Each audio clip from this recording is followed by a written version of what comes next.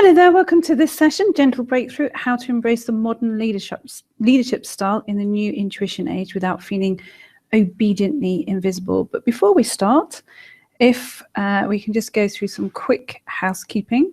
So if you can, we have had a few issues as far as being able to get in for some people as far as this session is concerned. But if you can, expand this window to full screen. If you've got a pen and paper handy, that would be fantastic. And shut any doors so you can hear without any distraction, because you'll want to pay close attention to what I have to say and you'll not want to miss anything. So how do you know you are in the right place? Well, this masterclass is for you, certainly if you're curious to know if you fit the new leadership style and what that looks like. It's also for you if you try very hard, but you're fed up with roadblocks. If you find yourself trying hard in life, but there seems to be things that you keep coming up against, you don't understand them, you don't know where they come from, and it feels as though you try really hard and you're really quite fed up with those coming up. It's also for you if you freeze or find yourself freezing around authority, whatever that looks like. So for some people, it's actual authority, someone in a uniform, or someone that you see as being in a position of authority and you find yourself freezing around them, but you can still feel a strong drive for change inside of you. So even though you freeze around that authority, you still think, I want to move over this, I want to get beyond this. It's not as though you hide behind it. It's also for you if you're passionate about how life should be happy. If you're not feeling it right now, you think, I'm not feeling it at the moment. And you think, but actually, I'm really passionate about knowing how life should be happy, then this session is for you. It's also for you if you're fed up with people behaving badly in your life and feeling that somehow or another you can't correct it, that it's not possible to correct it.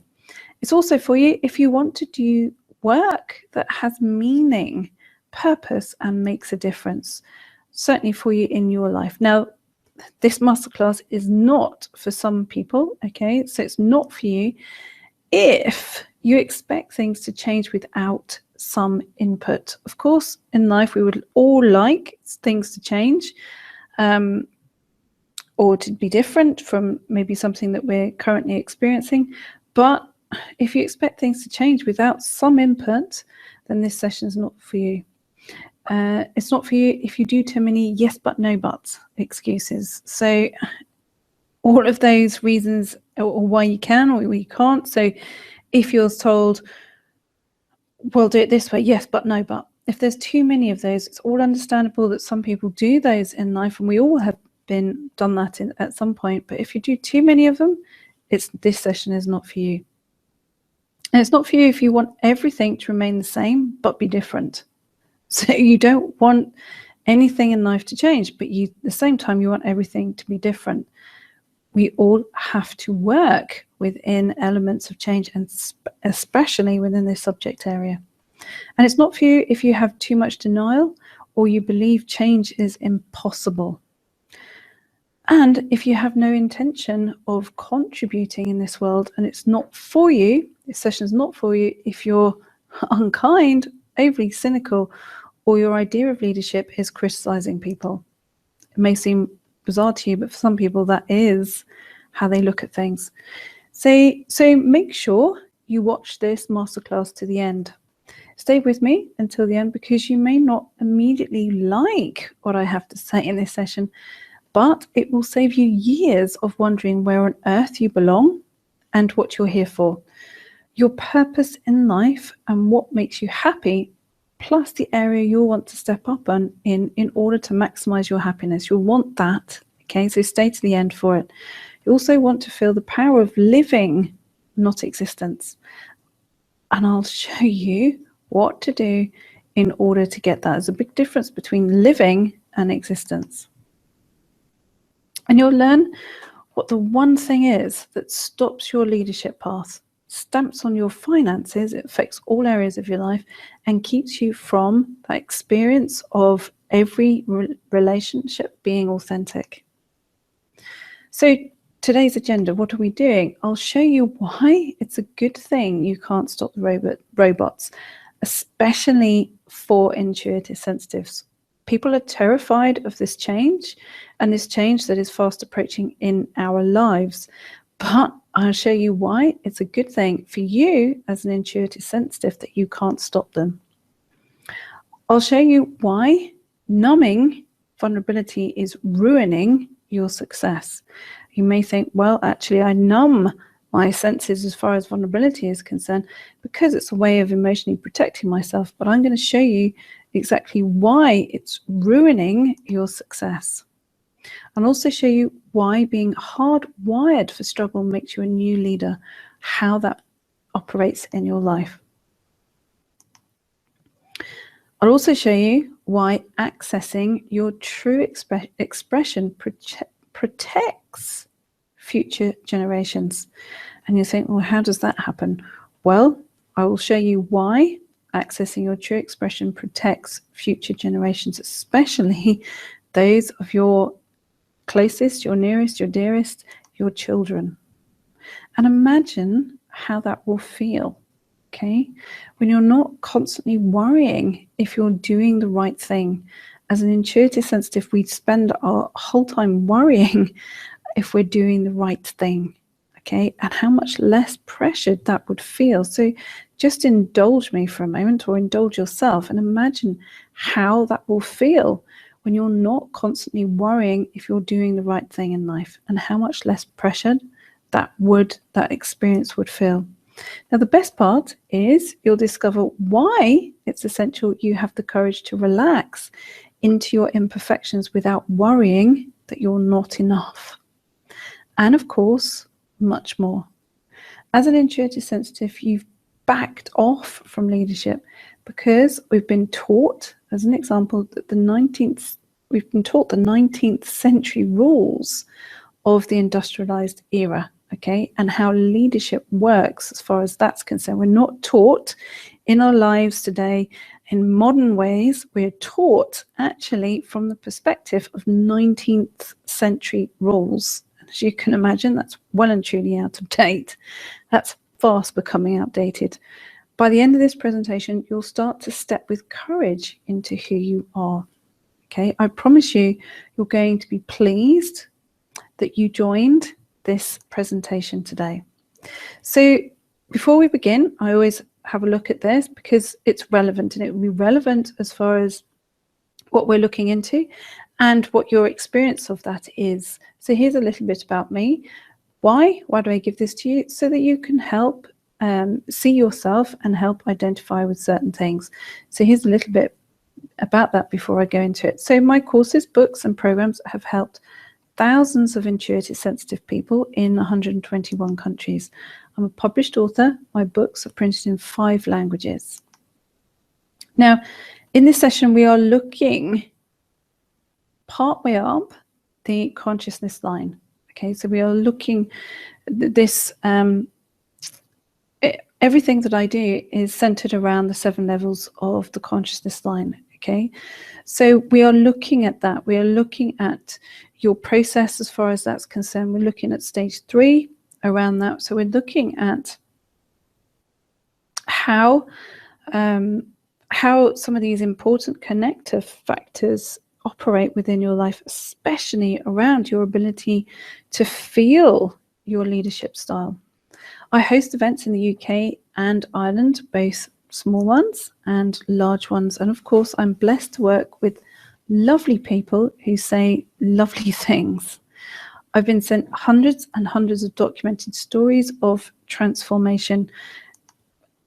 Do I have anything to do with it? No, not really, because really this is about your engagement with your own path and your own journey. All I do is help trigger you on that particular path. So I've got hundreds of these stories, some of which are coming up on your screen, and it'll give you an idea. So here is me now. So here's a picture of me now.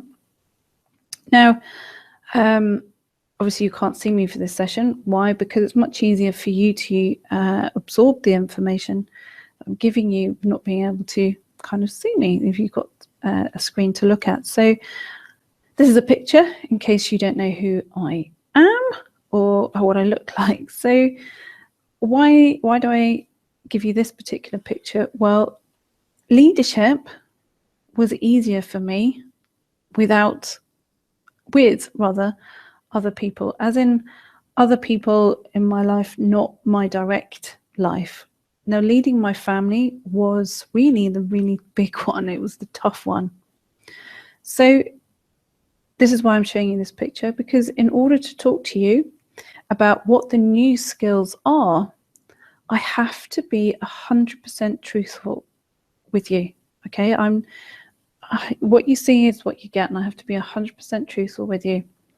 Now, this picture is something, you know, that indicates this. So I had to lead my boys, as you can see, my two boys there, out of my codependence. Now, codependence is something that we will go into as far as this session is concerned, because it's very, very linked to leadership. Now, this was the hardest leadership role I ever had. Okay.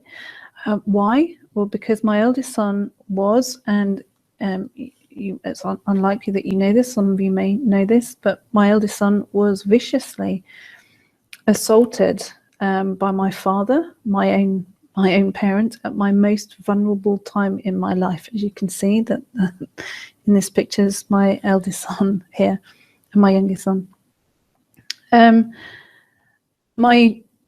When was that time? My youngest was newborn. As you can see, there's quite an age difference between them, and I was very ill. I was very, very ill at that time. Now, at that time, at my deepest and strongest vulnerability in life, was the time when my father viciously assaulted my eldest son. Now, I could have made excuses, okay, and my codependent past would have made excuses. And that would have been a lot easier. It would have been much easier, because not making excuses meant a massive change in my life. And excuses were what I was most used to. I was very used to that. I was used to spending my life covering up for bad behavior. Not mine.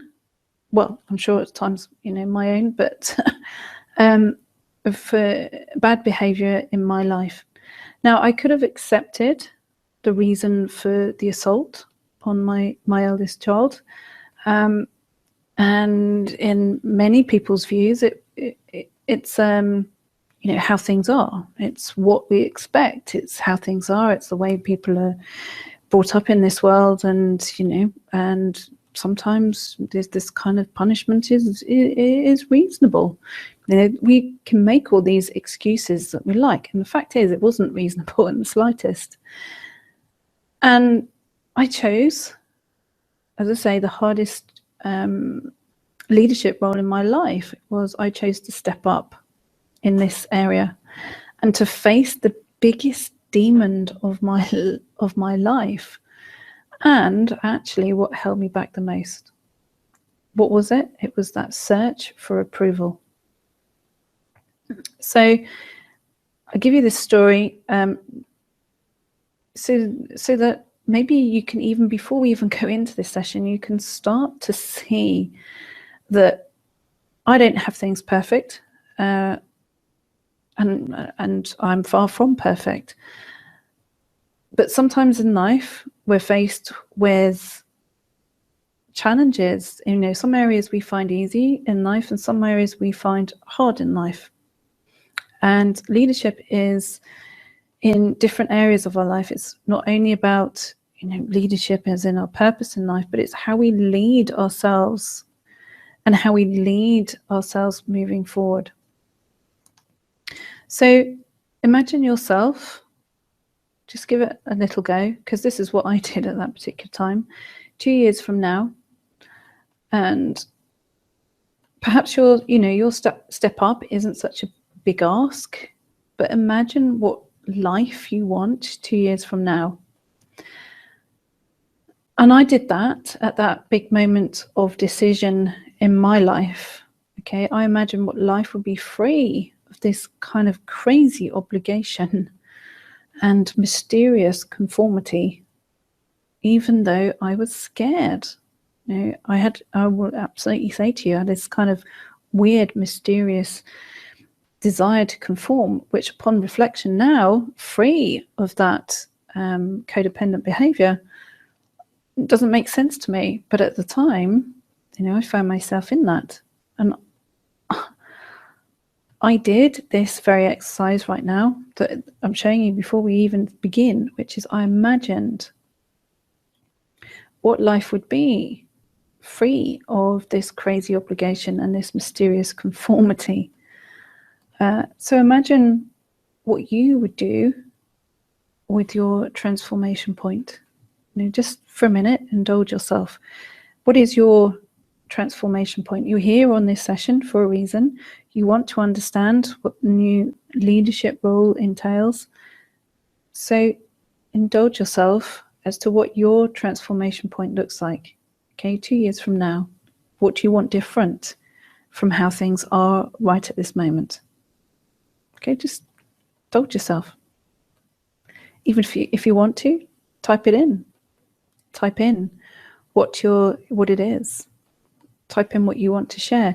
Bearing in mind that you're on a masterclass with people who are in a similar position to you, and part of the leadership process is not about hiding anymore.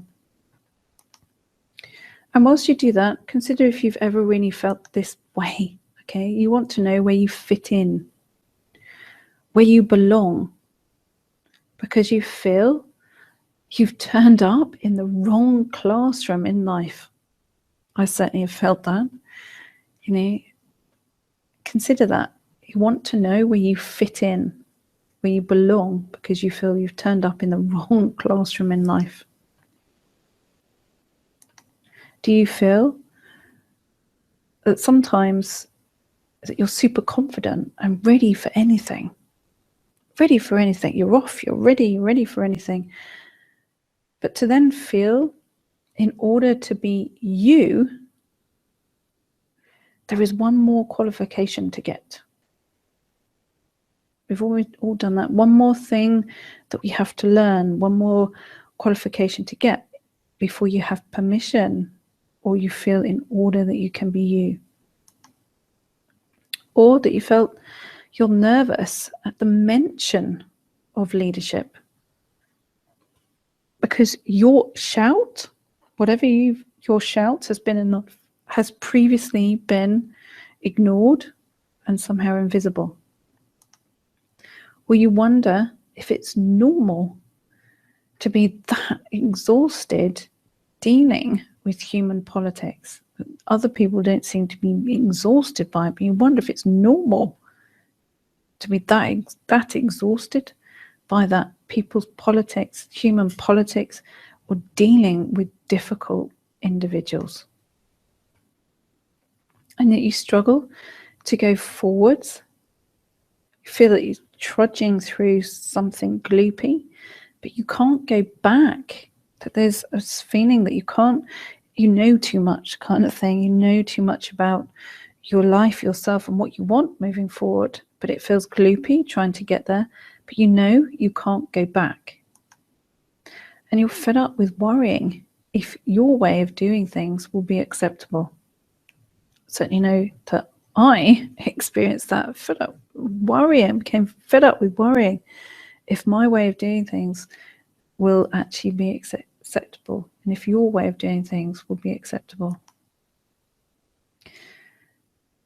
So how do you embrace the modern leadership style in the new intuition age without feeling obediently invisible? Well, to answer that question, for starters, we need to look at something. And we need to look at what is the new intuition age. What does it mean? You've never heard of it. In your own mind, you think, well, I've never really heard of it. I don't really know what it means. And it doesn't sound like something acceptable. It doesn't sound like something that people would use as a terminology. Well, no, currently it's not in our mind.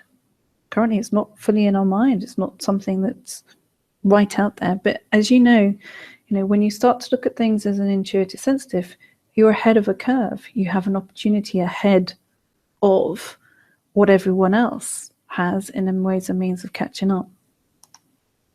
So to give you an idea of what is new age of intuition, we have to understand or look at where we've come from. Okay, so to understand the intuition age, we have to look where we've come from. So as I said earlier, and as I'll say again right now, education in our life is currently based on 19th century values. Okay, and those 19th century values were around industrialization.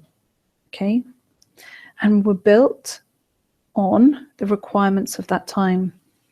So industrialization meant that there were certain requirements to be able to operate, to understand and mechanize life beyond agriculture. Okay, so those two main things that were required were maths and literacy. That's really the basic understanding of 19th century industrialization, a way of looking at things. So during that time, and still is, because that's how our society is still currently based, creativity was seen as unimportant. Why? Because creativity were not the requirements of the time, okay, the time past.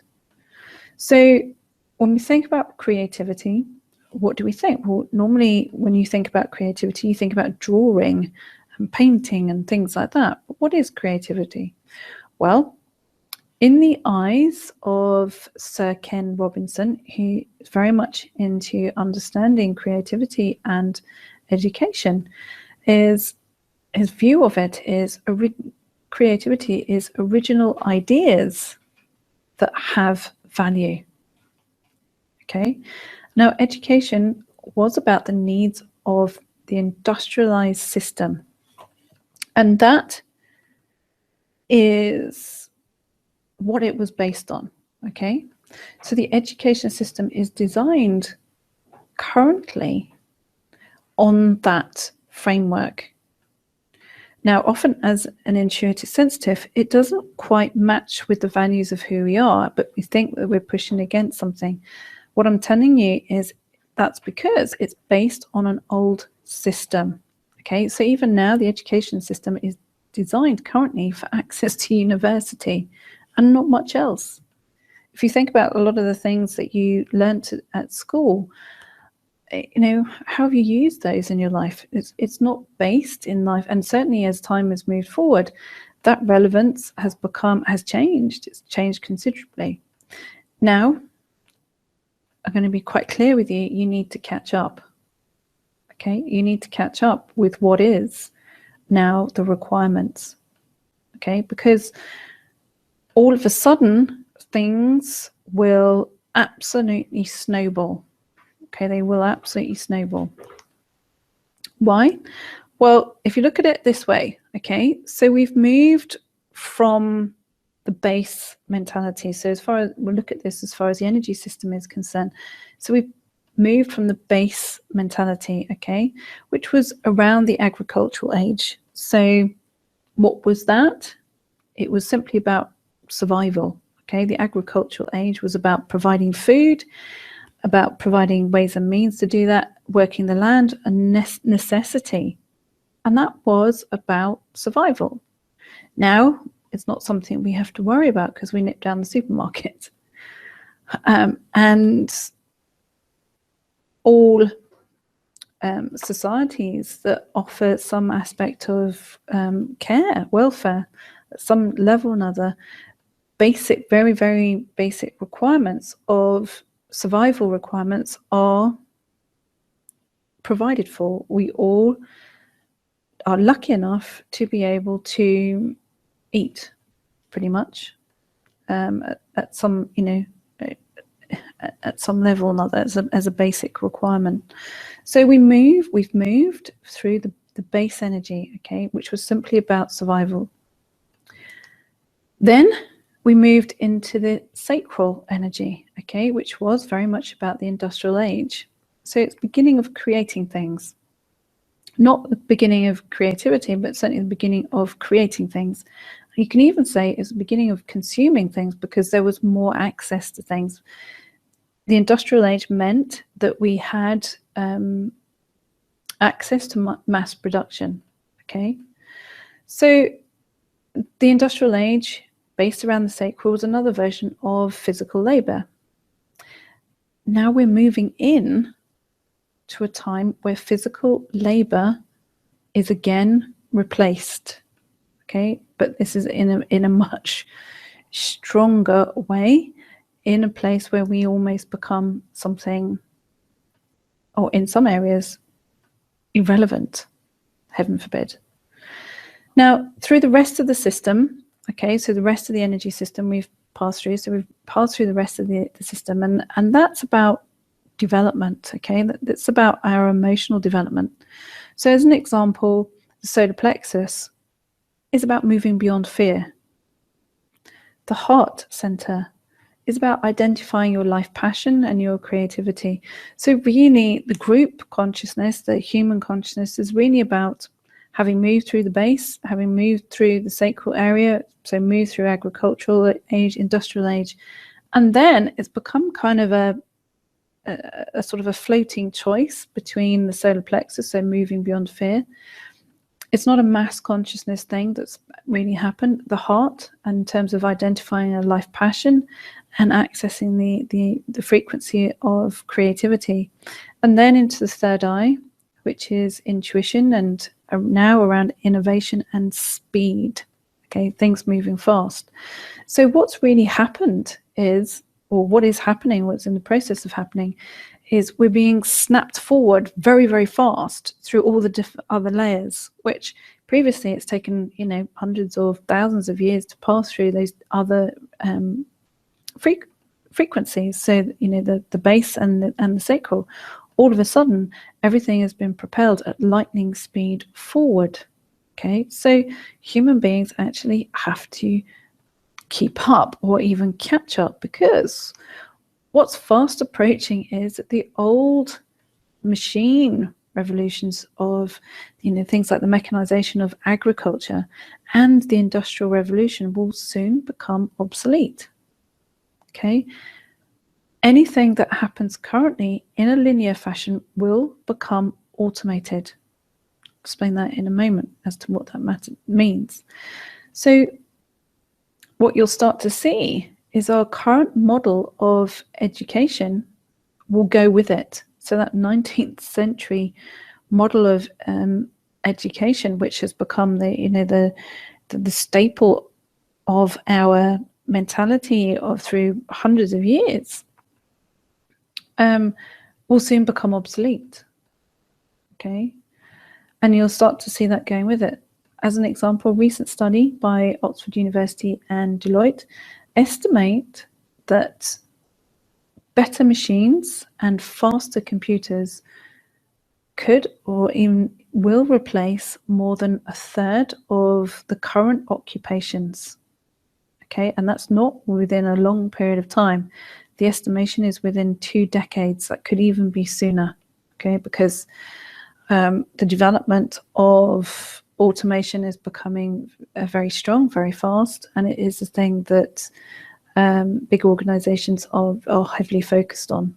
Okay, so the Australian Committee for Economic Development says that it's actually 40%, okay, not a third, but 40% of current occupations will be replaced by automation. So anything that happens currently in a linear fashion, which means systems operated, will become automated. Now the truth is, and this is a hard truth for people to accept and to swallow, the truth is you can't stop the robots. It's happening. It's well and truly on its way. But your skills and your ability, puts you as an intuitive sensitive in the best position possible. Why? Because your skills will become the new education. Okay, it's the beginning of creative thinking. Problem is, you're not engaging yours. You're too afraid to be wrong. But it won't be long before it's here. So unless people change, they will feel obsolete. As an example, even the gender difference in the division of labour will soon become irrelevant, because work previously seen as, men's work, as in anything that's heavier ways of doing things, will be automated. And anything requiring logical repetition or physical labour will be done by robots. So what does that mean? It means that shift between linear thinking and circle thinking. Okay, so what you've got on your screen right now is looking at things in a linear fashion. Okay, so that little picture on there is about looking at things as a starting point and an end point. That's a linear process. Anything that requires that, as in a repetition, a logical repetition, or where it's physically engaging, so there's a physical labor, that will be replaced. Okay, it will be done by robots within what is actually a very short period of time, certainly well and truly within our lifetime. So what does that mean? If systems and ways of looking at things in terms of a linear fashion and all of that, what does it mean? Well, it means the new leadership requires a softer, empathic and intuitive approach. Okay? It requires thinking in circles. Because for everything else, robots will do it. The truth is, humans will have to grow. Okay, so instead of all that process of moving through deeper layers of the energy system and becoming more aware of our own selves, becoming aware of our own motivations and who we are and what we feel, isn't a choice. It won't become a development choice. It will become a requirement. It will become a requirement because we'll have to learn how to think in circles. And actually, thinking in circles is the definition of intuitive. So why will humans have to grow emotionally? Because robots cannot replace human emotions beyond what is something that you can program. Okay, they cannot adjust to someone's immediate predicament. Yes, they're saying they can now train robots, or they're developing automated technology that can show empathy or mimic a level of connection. But really, it has to be what we already understand, what we already can understand, but it still has to follow a linear process in order for it to be something that is programmable. So the new requirement will be that softer, empathic, intuitive approach. As I say, because everything else will be automated.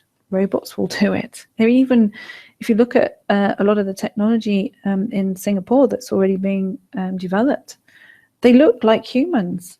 They're creating these robots that are scarily looking like humans, and they're putting them in positions that require simple logical process. But the truth is, they'll never be able to adjust to someone's immediate predicament. They cannot adjust to instant empathy, genuine connection, and perceptiveness and intuition. So we are coming, whether you'd like it or not, to the end of the linear, the slow approach. So, what do you need to change? And what's in your way? What do you need to change in order to move in to this new era smoothly? Because believe me, there will be some people who feel very, very, very uncomfortable with this adjustment and change. You need to prepare. And your character means that you are the most skilled in that area. In one sense, it says that you're most skilled in that area in one sense. And you're also the most ill-prepared in another. Intuitive sensitive people are the most creative thinkers, okay? But you're no longer prepared to be wrong. You've lost that ability. As children, we have that ability in our early part of our life. It is, we have the ability to be wrong, okay? Or to experiment within that being wrong, but it's either educated out of us, either through schooling, or it's educated out of us through our social setting or our background.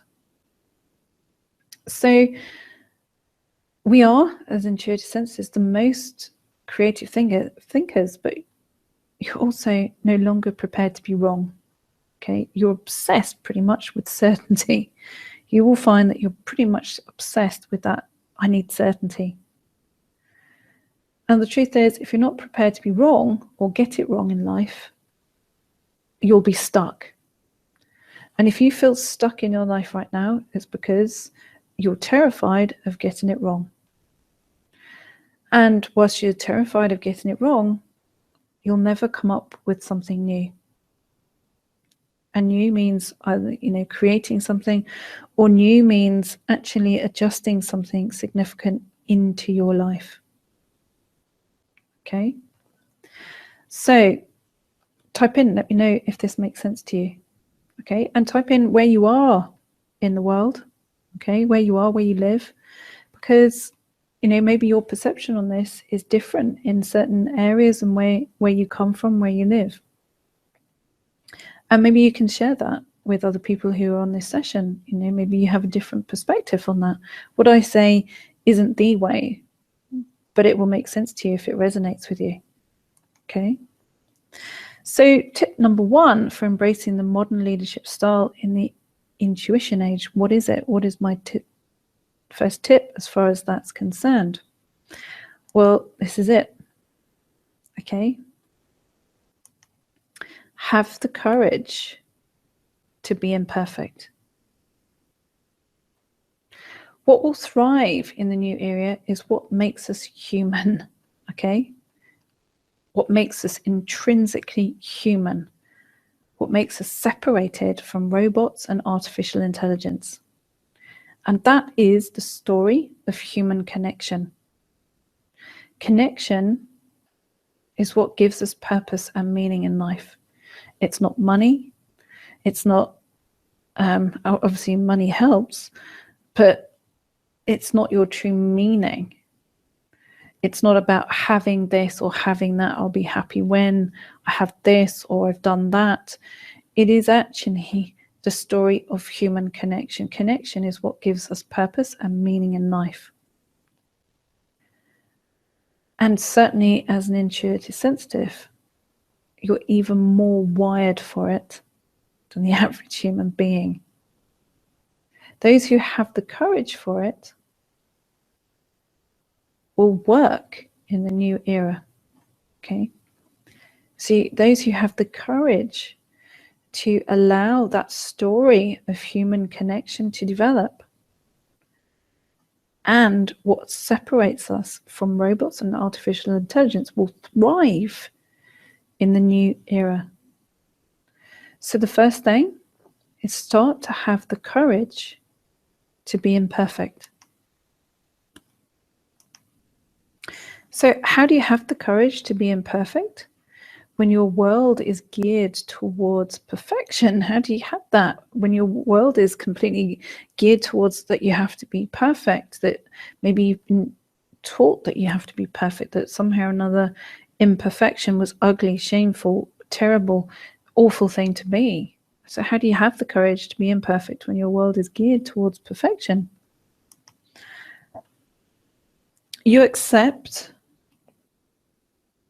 what I'm going to call your emotional story of courage, compassion, and connection.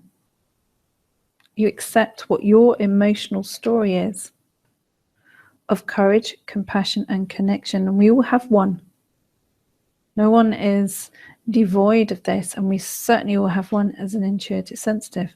So instead of rejecting it, accept your emotional story of courage, compassion, and connection. And if you wonder what that means, accept that actually you have a deep desire to connect, and that you have a deep desire to access your own courage, and you have a deep compassion, even if you can't feel it in your senses right now. Maybe you've numbed it. Try it for a moment. Think of something, a time where you let go of perfection. Think of a time where you let go of that need for perfection and you just allowed yourself to be imperfect, and it was okay. Feel it for a minute.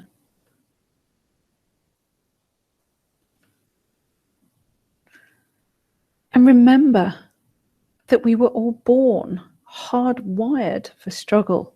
You know, the whole point, the whole birthing process is a struggle. It's not, you know, we're hardwired for struggle. But it doesn't mean that we have to keep it, because even though we're hardwired for struggle, we're still worthy of love and belonging. Allow yourself a moment to remember that.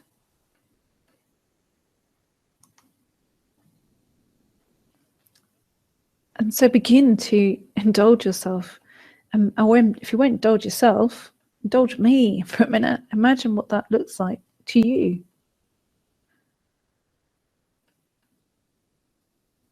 And imagine what that looks like to you all the time. The courage to live the story of who you are with your whole heart. The courage to be imperfect.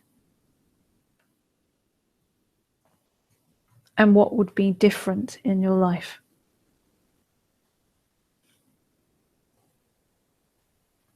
Share it.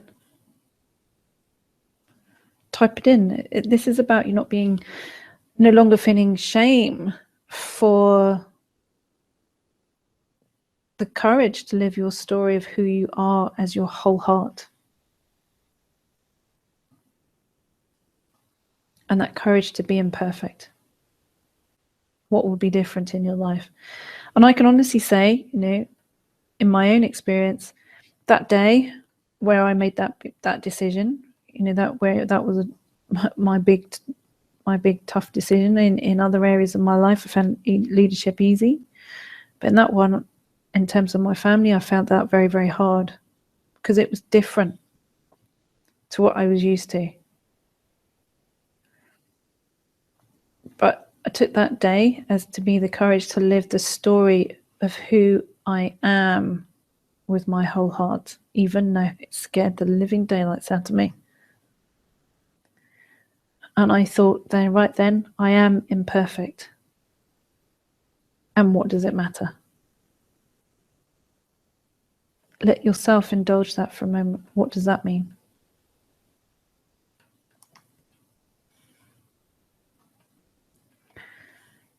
So my tip number 2 for embracing the modern leadership style in the intuition age is, moves on from number 1, let go of who you should be into who you are. Now remember, that intuition is a very deep relationship. Bearing in mind that the whole of the last century, the last 2 centuries, everything has been about what's there, what's immediately in front of us. It's about operating machines, creating machines, making things work, making our human life easier. But it's been that focus, okay? It's It's been on practical things. Intuition is a deep relationship. We're about to be replaced. Okay, humans, in terms of that formation, are about to be replaced. It's a realization that we are replaceable. Robots are there to do that. So we have to go deeper. And intuition is a deep relationship. And you can't be truly intuitive without accepting vulnerability. So let go of who you should be into who you are. Now, the issue is we numb vulnerability. Now, the problem is if you numb vulnerability, you numb everything else. You cannot selectively numb emotions. Okay? You cannot selectively say, well, I'm going to be numb to feeling hurt. Well, if you're numb to feeling hurt, you're numb to feeling happy. You cannot selectively numb emotion. We numb the lot. Of course, we go through times in our life where we do it as a protection mechanism and it's kind of a survival thing. And that's fine in the temporary sense, but it's not as a long term. You cannot be happy whilst numbing the hard feelings. You have to pass through them. And we pretend what we do in life doesn't have an impact on people. Lots of people pretend, as an example, that what they've done to you in life hasn't had an impact. And you pretend that what you do doesn't have an impact. But it does. And I learned that the tough way, forced into it. The more vulnerable we are, the more we try and make the uncertain certain. So if your life is busy about trying to make the uncertain certain, you're not owning your vulnerability. So let go of who you should be into who you are.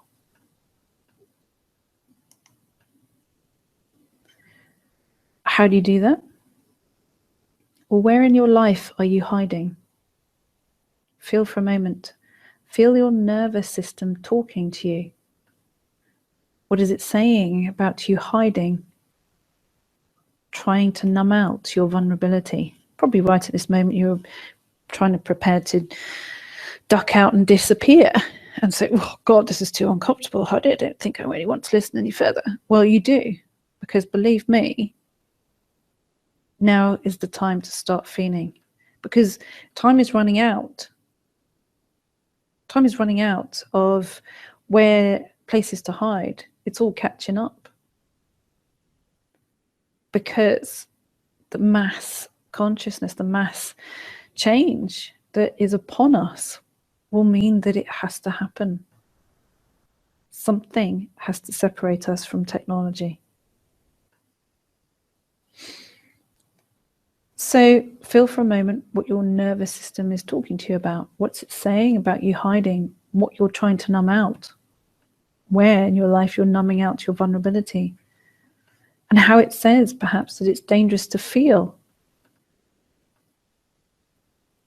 And if you carry on that way, you'll never feel any emotion.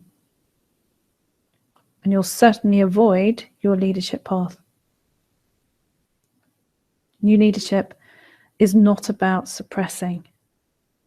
Old leadership was certainly about suppressing, because it was about getting people to conform, to do exactly as they were told, to operate things exactly as they were told. It was all about creating, processing, getting people to follow a factory line of doing something.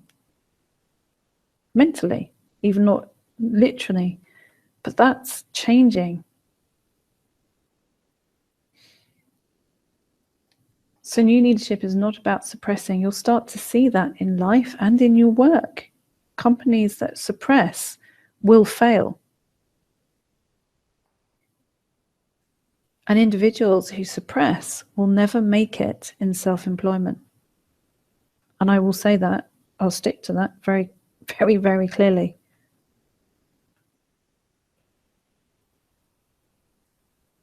Okay, so where in your life are you are you hiding? So imagine what it looks like to you, the relief in not hiding anymore. Okay, so in making you go into that emotion of hiding, where you're hiding, you felt shame. You felt, oh God, maybe even sick with it, nauseous. But imagine what it looks like to you if you're not hiding anymore. What does it mean to you? Feel what that's like. You'll see more. You'll have instantly more energy. You'll feel less pressure, and you'll feel your purpose and your path.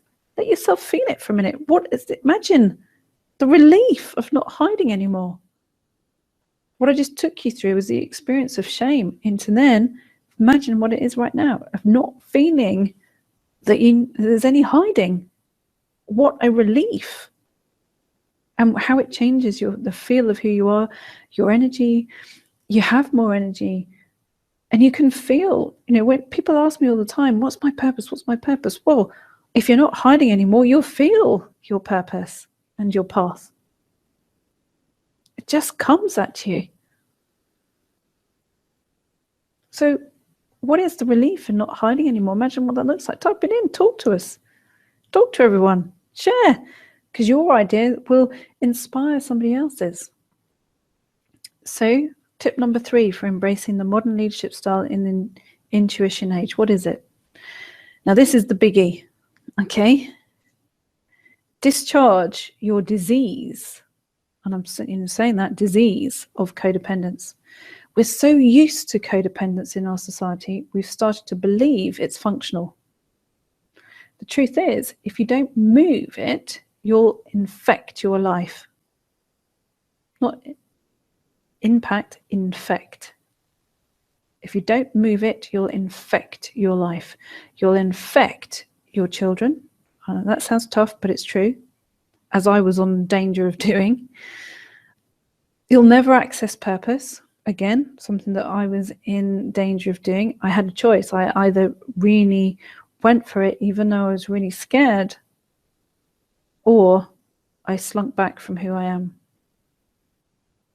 And you'll keep falling the moment you start to reach your financial goals. If you've had certain financial goals and things have been moving in a certain direction, and then all of a sudden they go plop, it's the disease of codependence. It will be there eating away at something. And you'll always shy away with the disease of codependence. You'll always shy away from your leadership role in life, whatever that is. So what is codependence? If you think, well, I don't know what that means. What is it? What are we talking about, Heidi? It is the expectation of another person to fulfill your emotional and self-esteem needs. Okay, so where you're looking at life and say, if I only had this, if I only had that. Or you have someone in your life and you expect them to fulfill your emotional and self-esteem needs, that their behavior is something that you don't want in your life, yet you still expect them to fulfill your emotional and self-esteem needs. And codependence is also your connection to anything that feels irresponsible, addictive, or any kind of underachieving behavior. If you know that you are underachieving in your life and decisions you make in life, and you're honest with yourself and you think, yeah, actually, those are quite irresponsible. Or you have addictions, it's because of codependence. Codependence is a biggie, is a massive thing in our life, but in our society, we start to believe that it's functional. But actually, it stops us. It stops us from stepping into who we really are. So how do you discharge the disease of codependence? Well, the important thing to remember is codependence is solvable. But it's the one real thing holding you back. So what are the symptoms? How do you know if you're codependent? What are the symptoms of that? Well, some of those symptoms you'll be very familiar with. People pleasing, poor boundaries, reactivities. So, feeling that you're constantly reacting to your environment over and above what, yes, of course, you've got a sensitized immune system, but at the same time, reactivity can be too much, which is, it's a consequence of poor boundaries. So you then react to everyone's. It's not that you just get to feel other people's thoughts and emotions, you actually react to them. It's a sign of codependence.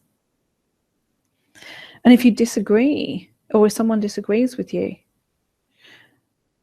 what happens?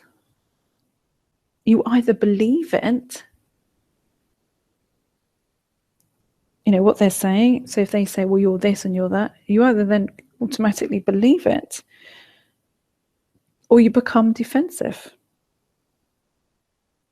And you absorb their words because there's no boundary. It's part of what codependence is. You think that that's an indication of who you are. What else? Caretaking. Control. Control is a big area. Control helps codependent people feel safe and secure.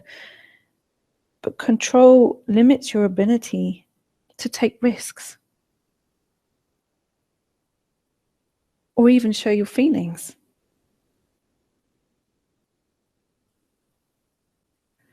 Dysfunctional communication. If you're rubbish at communication, if you can't communicate clearly, or you're afraid to, or where someone behaves in a way that it's not to your, you don't find respectful, and you can't communicate in a way that gets your point across, but also treats yourself with some level of respect. Where there's dysfunctional communication, it's codependence. Secrecy is. Obsessions are. So I've got here Liz saying, yes, painful truth. How immense and freeing to owning this. Thank you. So, well, great. Thank you. You're being honest. Okay, obsessions. What are those obsessions? Well, obsessions can be, are you obsessed with something? But it's about spending your time thinking about other people or other people's relationship, your anxiety and fears around that. Or if you're obsessed with making a mistake, you won't take action in life because you're frightened, terrified of making a mistake. And how you want to make sure that people stay away from pain. Or maybe it's a pain that they actually have to pass through. All of that is a symptom of codependence. Okay, dependency. Dependency is something we all understand. When you have a strong thing around dependency, you're afraid of rejection, terrified of abandonment. And that is even if you can function on your own. So, you'll find then dependency shows in other ways. You'll make yourself obsessively independent in order to avoid any possibility of dependency. Denial is codependent. So not so much you're not going to be in a heavy bucket of denial. That's why you won't be on this session. But you maybe know, or when you're in relationships, or you've got relationships with other codependents who are heavily in denial, and that causes you an issue. Codependence is also problems with emotional connectivity and emotional intimacy. It doesn't mean physical intimacy, it means emotional connectivity. And then it's also about sticking with something even though you know it's not authentic. That's what codependence is. So how do you solve it? Well, it's simple. Very simple. It's so simple that it's actually hard. Okay, you tackle it. Simple as that. You tackle it. You grab it. It's a bull. You grab by the horns and you tackle it. And you wrestle it. And believe me, it doesn't win. So imagine what that looks like to you. Giving up codependence. Even if you feel right now that feels like a million miles away, where your life automatically starts then to flow because there's no resistance. When you give up codependence, when you start, and how do you do it? You start to address it. How do you give that up? It automatically starts to flow because there is no resistance. There's no fear of the unknown. I haven't got any fear of the unknown. because I haven't got anything left to be fearful of. Because I have no fear of my own vulnerability. Not now, sure as hell used to, but I don't now. So give yourself the opportunity. What does that feel like? What does that feel like as a possibility? If you don't think, oh, I can have that. Oh, God, I'm scared of doing that. Just feel it as a possibility, what that looks like, what it can feel like if you allowed yourself. And also start to feel what's in the way. And where you start to then go boom, boom, boom, trying to shut it down. Where you're trying to shut down your own vulnerability. What does it look like? So where do you go from here? So the question is, where do you go from here? Well, if you'd like anyone to help you move codependence out of your life so that you can, for that reason of accessing your leadership path, would you like me as being that person? If you'd like that, in terms of that help to transform your relationship with codependence, because it's not your fault you have it, for starters. It's not your fault you have it. It's a disease of society. But even though it's not your fault that you have it, it's one that's fast becoming, or is, the barrier to success. To success in terms of transformation, purpose.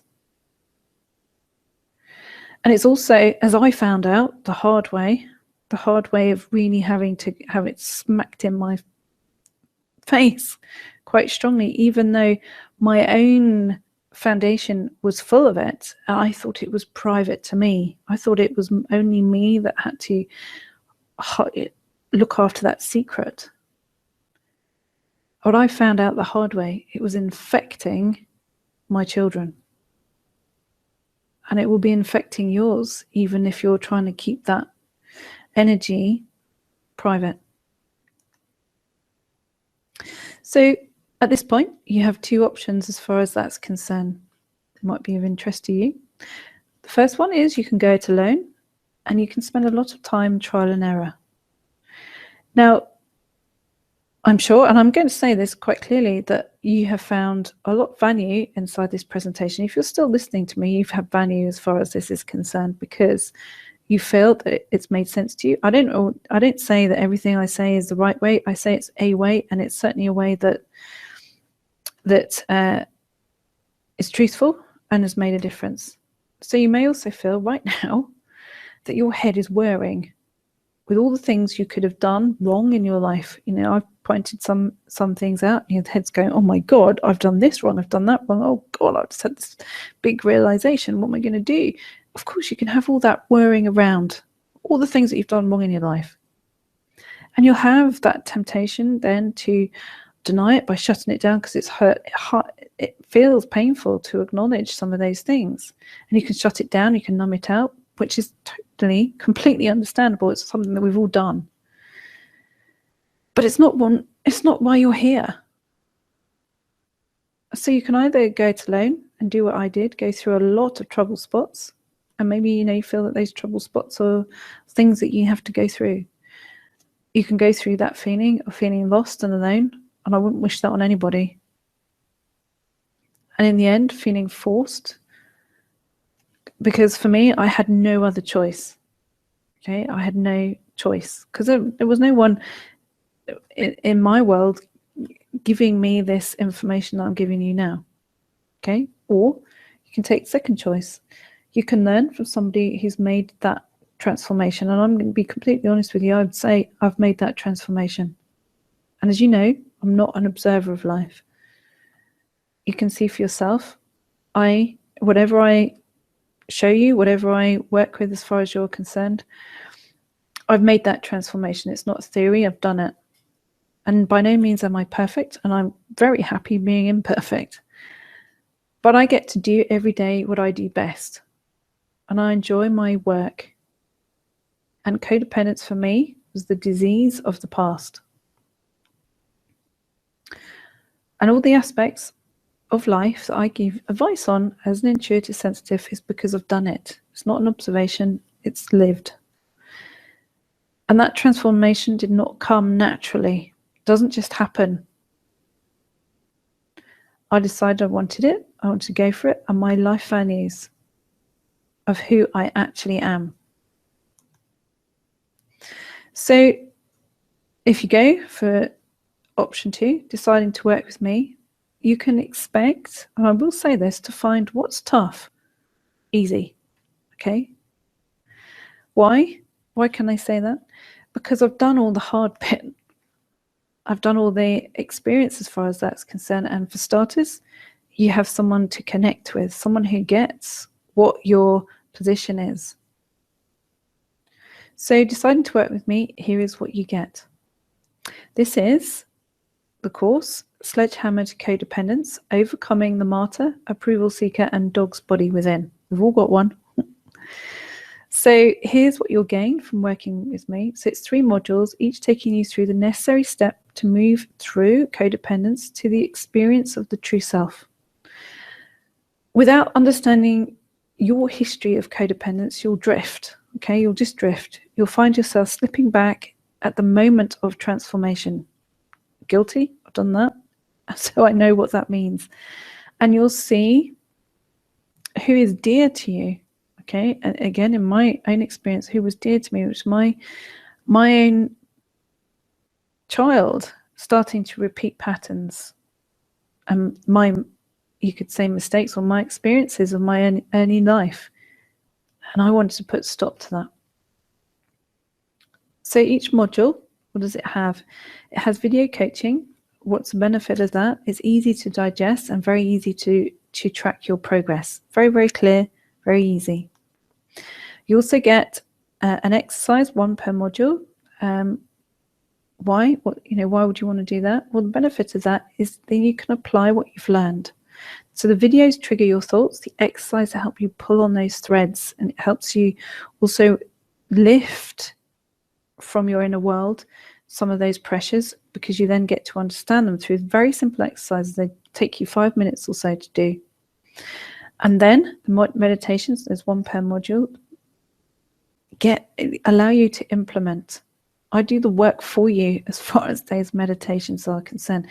It moves through something very quickly. So the videos trigger your thoughts, the exercise help you pull on the threads, and then the meditations tidy up your inner world. So there are 3 modules, all of, you can see that on your screen. So this is module 1. And then, so it's all beautifully organized inside your own members area. So as I say, it's broken into videos, then your exercise, and then your meditation for each module. Okay, so you've got that on your screen. So each module has a very clear purpose towards dissolving codependence. I also use within this, which works beautifully for intuitive sensitive people, the ancient system of the tree of life. Why would you then put that in there? Because it moves beyond linear thinking. It moves you into that circle thinking, which is a very, very important part of your journey towards your own sense of leadership. So the entire course has been deliberately constructed to help you get results without you having to relive all the tough aspects of codependence. And you'll also receive, and this is something that putting in here for you, also receive 3 special, very special bonuses. Okay, now these are all very key aspects of your life that come up. So the first bonus is called Is It Real? How to Recognize When It's Love and When It Will Hurt You. Why would you want that? Because when love has hurt you, it becomes difficult to recognize when attention, attraction is real and when someone will let you down. Okay, so this is about getting to the core of how to recognize the signs that your unconscious is trying to tell you via your nervous system when something is right and when it's trying to warn you. You get the hang of that, you'll always be okay. Okay, and this bonus will show you without you having to experience the pain of what we all have felt at some point or another, that emotional humiliation. Bonus number 2 is another bonus, okay, which is release from the trap of codependent history. Okay, so much of what you have stored, you have little or no control over. Some aspects of our own codependence we have, we know what those are and we can access those, but a lot of it is we have little or no control over. Why? It's because you have a codependent history ruining your choices. Now, we all have that. I certainly had that very, very strongly. So you'll discover in this particular bonus how to squash codependence from your family line, which is very important because it impacts your relationship with your financial choices and all aspects of, where things are anxiety driven and where you then find yourself coming up against and putting off your access to your true purpose. So this is about going into that freedom from denial and that power of letting go of the family poverty. Okay, so whether that's literal or whether that is metaphorical in terms of the energy. And then there's an extra bonus. Okay, so the super bonus is empowering the leader within. Okay, so that is really absolutely about empowering that leader energy within. Okay, that's tucked underneath and that's ready, and it will be ready to ignite. So rather than hear me break down all the 3 modules and go into individual video titles, exercises and meditations, then just see what some of your fellow intuitive sensitives have said about working with me. It kind of gives you a feel for some of those things in terms of what my courses do. So Heidi's healing meditations are profound, easy to use. I've done a lot of courses and met a lot of teachers, and Heidi rates as the best of the best. Nice to say. Guy, and again, this one is another one which is saying I've helped for 12 years. So I'll just put these across the screen so you can see some of those. Okay, so our promise, what is that? We give a 30-day money-back guarantee. Okay, so if you decide the course, when you've had it, you've got it, and it's not for you, within 30 days, you tell us and we give 100% money back, no questions asked. Okay, so you then just say, okay, not for me. As long as you do that within 30 days, then what we do is we give you a 100% money back guarantee on that.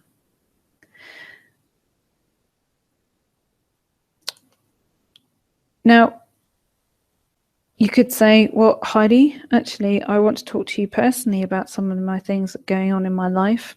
Sure, you can do that. A one-to-one session with me is £250 an hour. And that's if you can get one. Okay, so currently there's a very strong waiting list as far as that's concerned. You could do that if you wanted to. It's £250 an hour. Now, you don't need to worry. You don't need to think, oh, crikey, how much this course going to be? Don't need to worry about that because this isn't £250, even though the content is considerably more than an hour of my time. So, the course, Sledgehammer to Codependence, Overcoming the Martyr, Approval, Seeker, and Dog's Body Within. What do you get? You get a private online members area where all your material is clearly laid out. It's time release content, so there's no chance of overwhelm. And I've put the name of every video, every exercise, and every meditation and all the bonuses on the next page, which is heidisawyer.com/breakthrough. So if you want to go and have a look and see what those are, then go and have a look. Have a look on there, okay? So this is what it looks like. So go there and have a look. So you have a look by going to heidisawyer.com/breakthrough. Okay, you'll see all of those things on there. So you scroll through to the bottom and you'll see all of the content of the course, including the bonuses. Okay, so there are 3 pricing options for this course. So if you're a non-circle member, then this course is £137. If you are a new member, so you're a new member means that you're about to join the circle, which is it's £87 plus the first month of circle membership, which then brings it to £102. Or if you are an existing member, so you're already a circle member, you pay a monthly subscription to be part of my membership circle, then you are paying only £87 for the full course, which includes all the bonuses. Okay. So if you think, well, actually, I quite like you and you want ongoing access to me and also your fellow sensitives, because, you know, as you develop your leadership path, it's also important to really think about how you move yourself forward. And part of that process is the connection with people who are like you, who inspire you and who move forward with you. You'd be amazed at how quickly someone moves forward when they surround themselves or engage with like-minded individuals. Same as people can hold you back, people can propel you forward. And circle members, and certainly what I've seen as far as circle members are concerned, have made massive leaps forward in their life through being a circle member. And I'm very, very proud of the circle members for that and their level of contribution and their desire to change things. And lots of them have changed their working life. They do things now that are much more in line with their purpose and their movement forward in life. So if you're like me and you want that ongoing access to me and your fellow sensitives, it's worth becoming a member, because you then, that's a £50 saving, is the equivalent to, you know, more than 3 months membership. So it's worth giving the circle a try, especially as because we have a cancel at any time policy. Okay. Everyone gets the same. Everyone gets the same course. They get the course and they get these bonus sessions. Okay, so the 3 extra bonuses, so the two bonuses and the super bonus. So you just pay less, either as an existing member or as a new member, where you then pay your first month. However, you still get that £50 benefit discount. Okay, on the course. So the course prices are £137 and it's reduced to £87 for a member. Okay, which is, if you become a new member, it's £50 saving, and we have a no minimum time policy as far as circle membership is concerned. Why? Because we only want people who are in the circle who want to be there. So have a look at heidisawyer.com/. What I'm also going to say as part of this session, so during the remainder of this session, if you are purchasing a course within the remainder of this session, and people who have purchased this course prior to this session, you will be entered into a competition to win a one-to-one session with me. As I've already told you, I'm booked for months and it's difficult to get a session with me. So you have one chance to win, and I will announce the winner at the end of this session after I've done the question areas. So the questions can be anything as far as your life is concerned. If you're looking at areas of codependence, all of those things that you want to look at that are relevant as far as this is concerned, okay, or your leadership, or questions about new leadership, intuition leadership, anything that you want to ask, anything that's immediately kind of popped in your head, oh, I wish I could ask Heidi that, type it in now, because now this is the question session for me to start looking at those. And if you purchase during this session, as I say, you will then be entered in to win that prize, okay, which is a one-to-one session with me, which I will announce by the end of this particular session. But what you will need to do is email, so if you're purchasing, you will need to email support@heidisawyer.com that you've done that you've emailed that in order to be entered straight away. If you are a current member, you can also then email support@heidisawyer.com, and we can, if you're already on our system, we can then put your course through, where you don't then have to go through all of the booking process. But if you want to be entered into that competition, you need to do that now. to win that one-to-one session with me, because I will be announcing it before the end of this. Okay, so let's have a look at the first question. So this is James. I suffer from a lot of mental illness and I find it really hard to let go. A relationship has just broken down from the issues associated with my mental being. This is helping me cope. Oh, right. Okay, brilliant. So, sorry, James, I'm just looking at the rest of the message. So great. That's absolutely fantastic that you're feeling that this session has made a difference to you and has made it easy for you to be able to cope. Yora, working with Heidi is one of the best choices I've made. I took this course and moved most of this issue out. Oh, fantastic. Great, Yora. That's really good. It's great.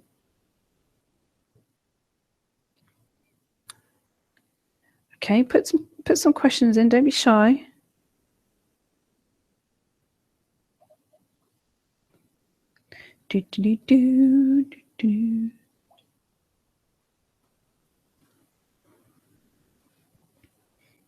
Okay, so let's have a look. This is Beth. I've done this course. I'm doing it again. It's very helpful. Fantastic.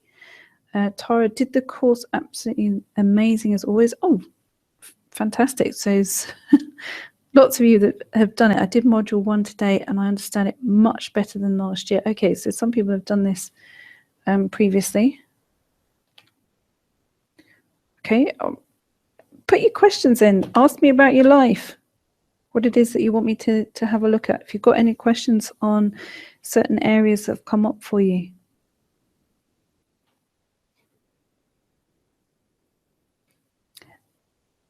Lindsay, how do we enter? Okay, so what you need to do, so people who are purchasing the course then get to enter into this. So what you do is when you've purchased, and if you've already purchased this course, you're entered at the same time as well. So, you know, don't worry about it. But if you're entering right, if you're purchasing the course right now, how you enter is you purchase and you, as in you buy before I come offline, because tonight, because obviously I'm announcing it right at the end of this session. You then email support@heidisawyer.com to say your name and that you are entering the competition to win that session because you've just bought the course. Okay, so now some of the questions that we have coming up. Can you pay by PayPal? Yes, you can. It's perfectly able to do that. It's there. The PayPal option is on the page.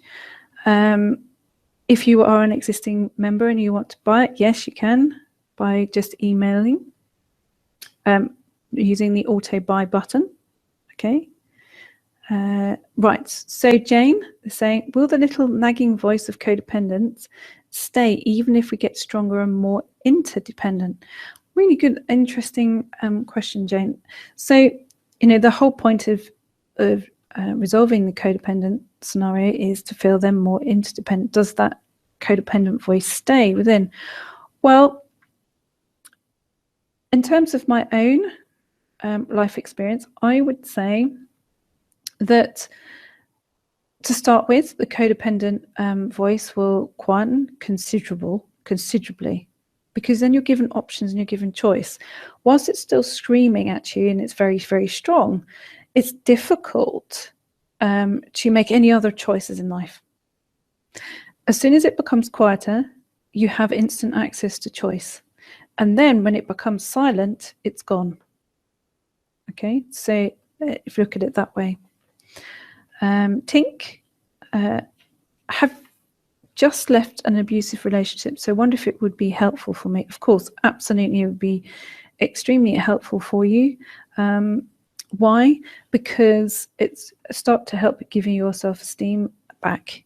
Okay, and also, you know, when you've come out of an abusive situation, and you know, obviously, as I gave you as an example, you know, my whole family situation was really very highly abusive, but for a long period of time, I didn't see that. I just thought it was difficult. I wouldn't have actually used the term abusive because it was normal to me. And it was actually the real shock of where I was kind of shocked into my own senses. Well, not shocked into my own senses, but the real true realization was when my son was seen as being in a position of at risk, and that in actual fact what he'd been on the receiving end of was termed as extremely violent and abusive. But in terms of perspective, what he'd been on the receiving end was minimal in comparison to what I had been on the receiving end of.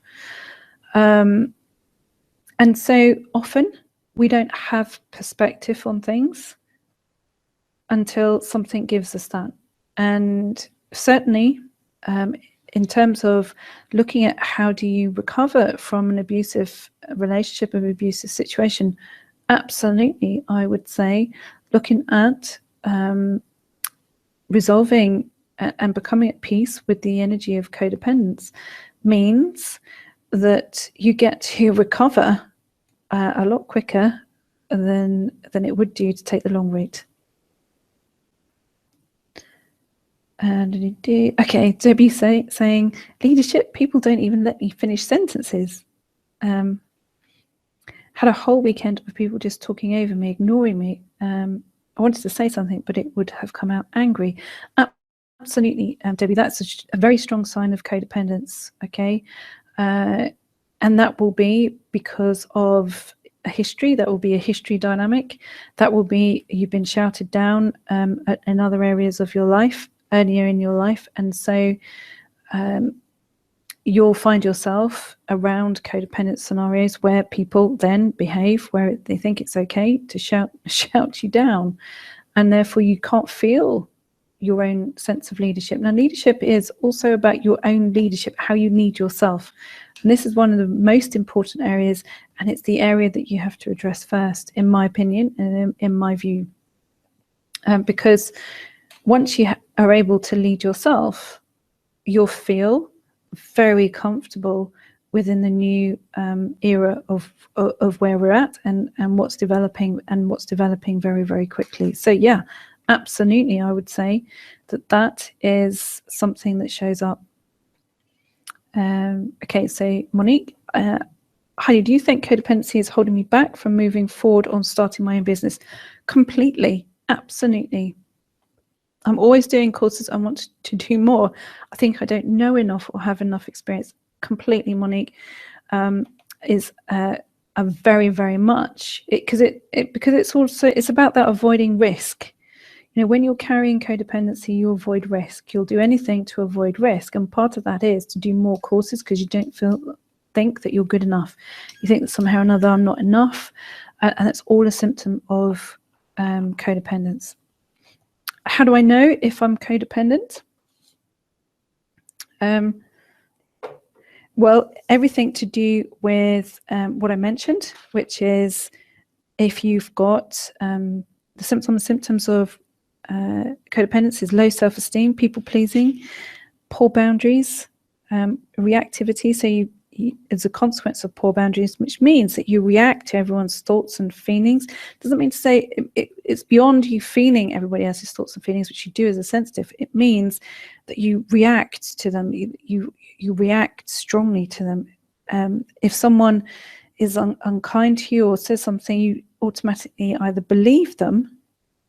So you believe what they're saying because you think, well, that must be a reflection of who I am, rather than actually going, well, actually, no, that's not how it is. Caretaking, excessive caretaking is a symptom of codependence, control, needing to control in terms of feeling apprehensive about risk or even taking any risks.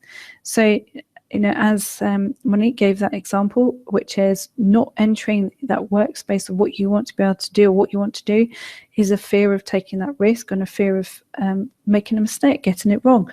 There is uncertainty in life, and there always will be. And if you're always looking to make things certain before you'll take action, that's codependence. And you'll always feel stuck and you'll always feel trapped. Okay.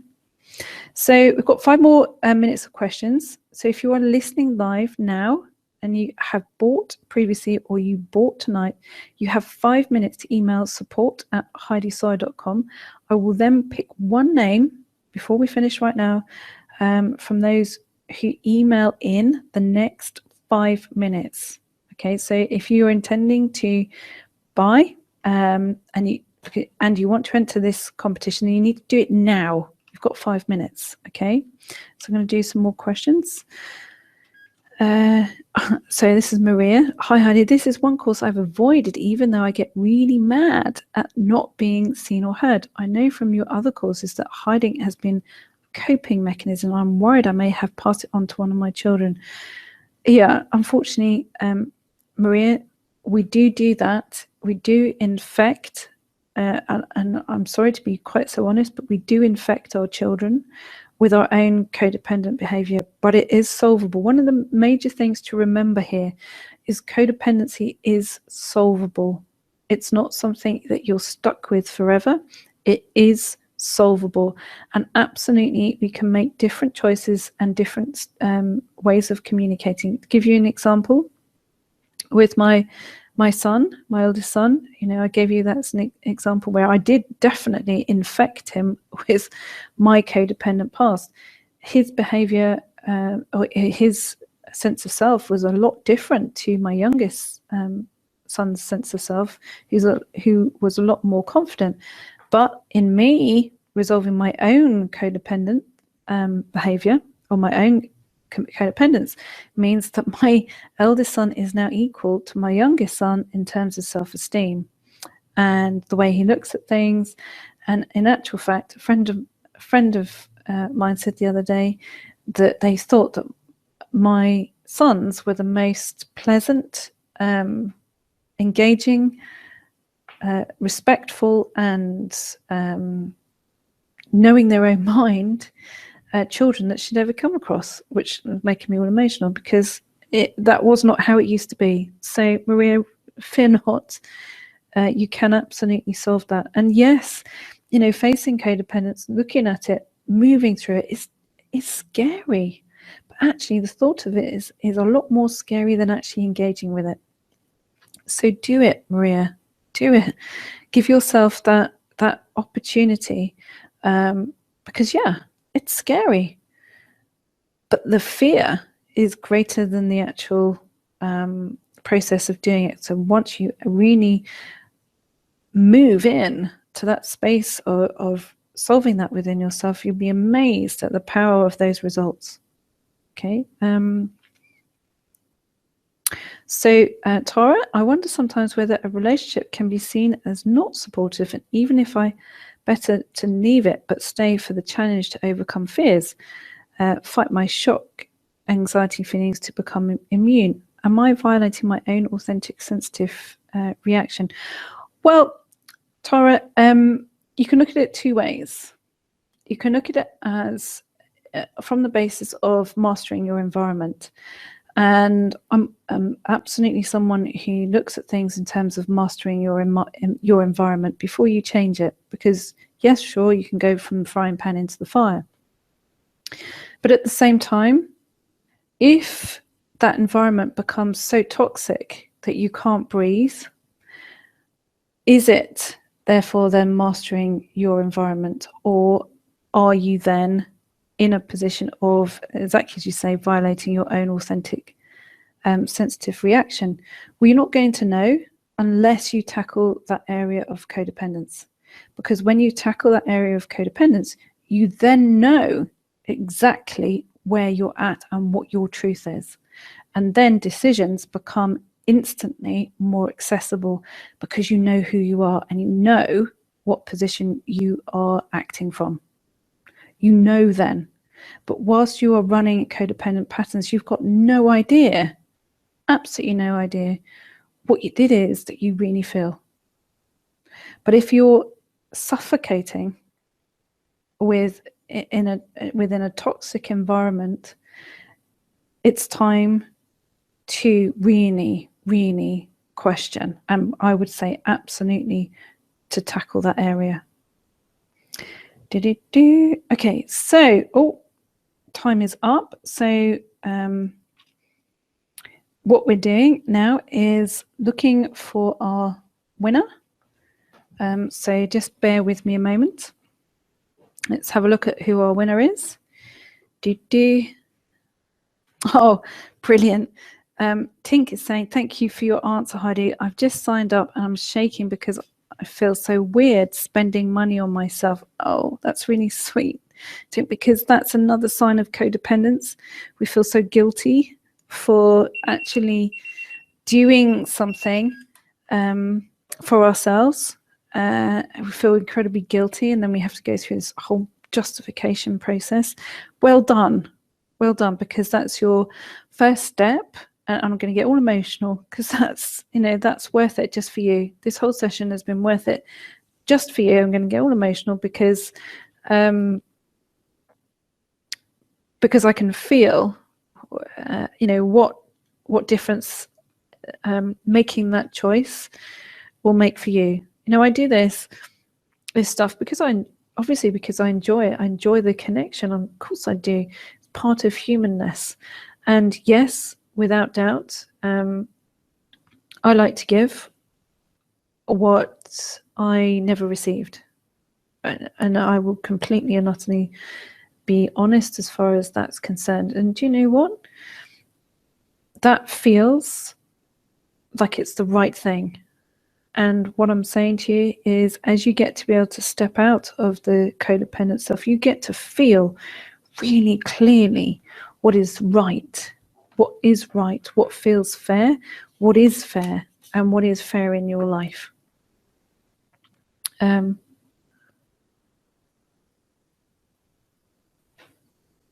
Okay, so Linda is saying, codependency has wrecked my life and relationships. I've had toxic relationships which appear to be addicted to even now. Tried everything, but nothing worked. Okay, so Linda, that's because you haven't made the decision yet that you're worth making that change. Okay, you haven't made that decision yet. You may have mentally made that decision, but at the same time, you won't take action unless you've got certainty. And what I'm saying is when you put it first and say, no, I'm going to do this, you're taking action without certainty. And that's the big decision. That's the tough decision. That's a real risk taking scenario. But at the same time, Linda, it's about you understanding that you are worth it. And I'm telling you now, you are worth it. Even if you can't feel it right now, at some point or another, you will. And you'll start to feel that you are worth stepping out of codependency. Oh, that's so lovely. Anya saying, thank you so much, Heidi. You validated me today. I needed that to keep going. Oh, thank you. Again, that's lovely. And Teresa saying, great questions, everyone. You expressed what I wasn't able to yet. I'm grateful to all of you. And Linda, this is something that's important, that you understand that there are other people in that same boat who've experienced those same things and are working through or have struggled with the same things that you're going through. And sometimes, it's about allowing that hand of support to come in your direction. So we have a winner. And it is Maria. It's Maria Sullivan. So Maria Sullivan is our winner. And Maria, you will be contacted by Anne, who is my PA, to book you in for your one-to-one session that you have won. Okay, so Maria Sullivan. Now, you also have an extra chance to win, and so somebody else gets to win another one-to-one session, and those are, you get a progress sheet. So there is, for this course, there is a progress sheet. What's the point of that? Well, because codependency is really easy. It's an easy one to kind of go, oh, I'm scared, and duck out of halfway through and say, I'm not sure I can do this. Even though it's all easy, it's there. It's just something that triggers inside of us that we have to then push and move on and move beyond and take that big gulp and be brave. Now, for those of you who are taking that big gulp and being brave, you have the opportunity to win that another one-to-one session, and that will be open to people who have completed their progress sheet. Okay, now the date of release for that progress of completing that course will be at some point before Christmas. We will actually be giving you the date as to what that is, but it will be before Christmas. And then those people who've done their stuff, listen to it, even if you've just gone, oh, I've just done it once, I've only done it once, I haven't gone back through the course, and you fill in that progress sheet, you will be entered to win that other one-to-one session where you can then ask me anything. You can ask me, you've got something going on in your life. Let's say you're in a codependent situation, you need help with it, you need a healing with it, you need me to pound at your unconscious world as far as that's concerned, to help you move that forward, because sometimes that can make a massive difference really quickly. Then you have the opportunity to win that opportunity where you will get that reading. Okay, so fill in your progress sheet. So those of you doing the course, fill in your progress sheet to make sure that you're able to do that. So that will be early December that you'll need to have completed by. We will email that date out to you to tell you when that is, but it'll be around early December. Okay, and so then you get that opportunity for that one-to-one right at the beginning of a new year. So you get that to shape your year moving forward. So thank you for some fantastic and also, sorry, people who have, just to clarify as far as that's concerned, anyone who has previously had the this course, so the Sledgehammer to Codependence course, and has completed it, and you haven't yet completed your progress sheet, put it in, because you still have the same chance to win that. Okay, that's that other one-to-one. So thank you for some fantastic questions on tonight's session, and thank you for some great positivity, even around a really, what can be a really absolutely tough subject area. Well done. And I'm going to say well done because it's a big one to address in your own mind. And the replay will be coming out to you. So the replay will be coming out to you tomorrow. So by all means, go through it again, because there will be something on there that you missed the first time round and that it shouts to you the second time round. So have a wonderful evening, daytime, afternoon, wherever it is that you are. And I very much look forward to seeing you next time. Bye for now.